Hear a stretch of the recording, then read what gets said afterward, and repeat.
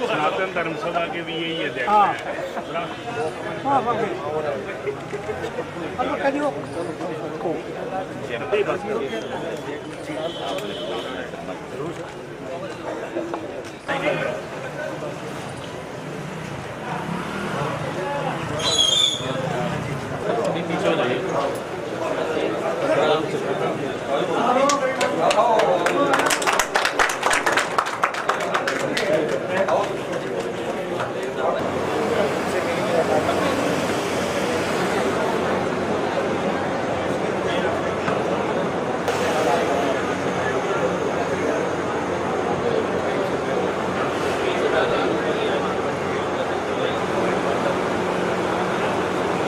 Good morning, everyone.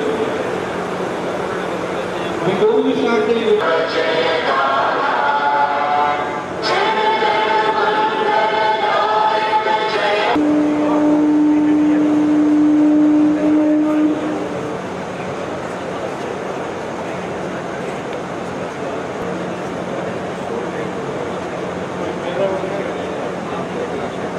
with this, we move forward towards our Honorable Additional Public Prosecutor of High Court Delhi, Shri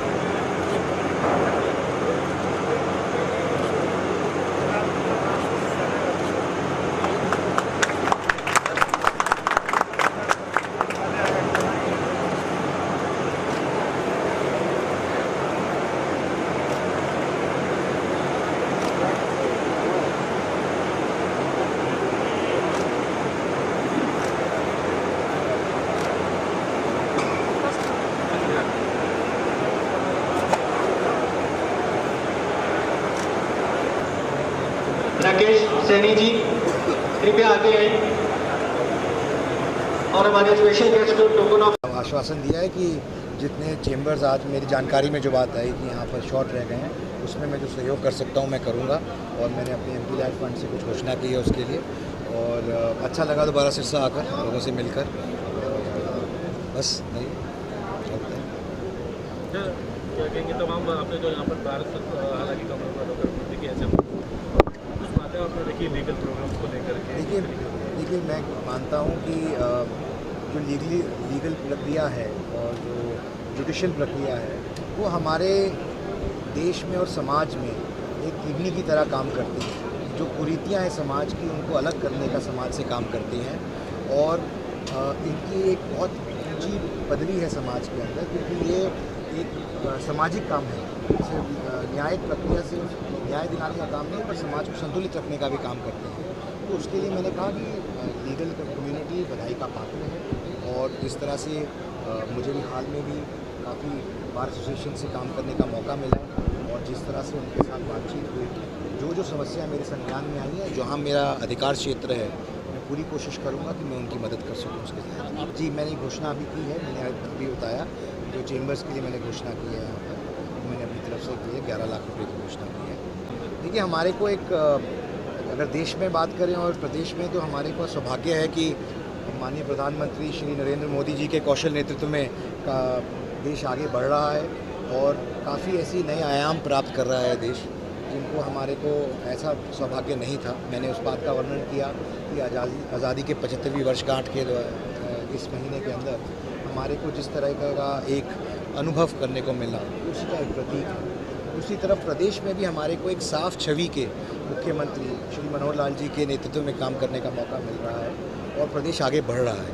हमारे को इस मंच से भी उनका धन्यवाद करना चाहता हूं कि उन्होंने मेरी भी मदद की राज्यसभा में आने के लिए। मैं बाकी सबों का भी धन्यवाद करना चाहता हूं, पूरे चौटाला परिवार का, दुष्यंत चौटाला जी का, नैना चौटाला जी का, अभय चौटाला जी का जिन्होंने अपनी कीमती वोट मुझे दी, रंजीत चौटाला जी का। तो सिरसा ज़िले के बहुत सारे MLAs ने मेरा साथ दिया और मुझे यहाँ तक पहुँचाने में मदद की। मैं उन सबका भी धन्यवाद करना चाहता हूँ, क्योंकि कहीं ना कहीं सिरसा के लोगों ने उनको वोट दी और उन्होंने मुझे वोट दी, तो यहाँ तक पहुँचने में मेरी मदद की। तो मैं इन सबों का धन्यवाद करना चाहता हूँ, भारतीय जनता पार्टी का भी और श्री मनोहर लाल जी। एजुकेशन है, नशा है, यहाँ पर एक बड़ा मुद्दा है कि मेरे को अभी सांसद बने 50 दिन भी पूरे नहीं हुए हैं और ये मेरा दूसरा दौरा है सिरसा के लिए। मैं इसके बाद आज यहाँ से फतेहाबाद जा रहा हूँ और मेरी उम्मीद रहेगी कि मैं लोगों के लिए ज़्यादा से ज़्यादा काम कर सकूं और सिरसा ज़िले के लिए भी, पूरे हरियाणा के लिए भी वो बात उठा के रख सकूं उनके लिए, राज्यसभा सांसद के तौर पर संसद के पटल से भी और स्टेट गवर्नमेंट के लिए। देखिए, दुर्भाग्यपूर्ण बात है, मैंने अपने सोशल मीडिया से भी ये ट्वीट किया था और फेसबुक पे कमेंट किया था कि हमारी भी बहन बेटियां हैं और हमें भी चीज़ों का संज्ञान रखना चाहिए कि हमारे को बहन बेटियों की तरह ही इस मैटर को ट्रीट करना चाहिए। और मैंने ये भी किया था कि लोग इस ऐसे मैसेज को फॉरवर्ड ना करें। पहली बात तो है कि ऐसे दुर्घटना नहीं होनी चाहिए, जो भी उसके संचालक हैं उनको इस बात का ध्यान रखना चाहिए। लेकिन अगर मान लीजिए ऐसी घटना होती है तो समाज के प्रति हमारा भी एक दायित्व बनता है कि हम बहन बेटियों की इज्जत का मान रखें और अपनी तरफ से जो चीज़ हो सके उसको रोकने का काम। एक अंतिम सवाल पूछता हूँ, जिस तरह की सोनाली ब्राट की हत्या हुई, काफ़ी खुलासे हो रहे हैं, सीबीआई जांच भी रेफर हो गई है, सीबीआई जांच पूरी तरह से इन्वेस्टिगेशन भी कर रही है, तो किस तरह लगते हैं पूरे एपिसोड को लेकर आप? देखिए, अब तो खैर ये जांच सीबीआई को सौंप दी गई है, तो जो मांग आ रही थी सीबीआई को, मेरे को लगता है उचित मांग थी और सीबीआई को जांच करनी चाहिए थी और जल्दी तथ्य सामने आ जाएंगे, जो भी फैक्ट्स हैं, और उसी के बाद फैसला, कुछ कहा न जाना उचित रहेगा इसके ऊपर।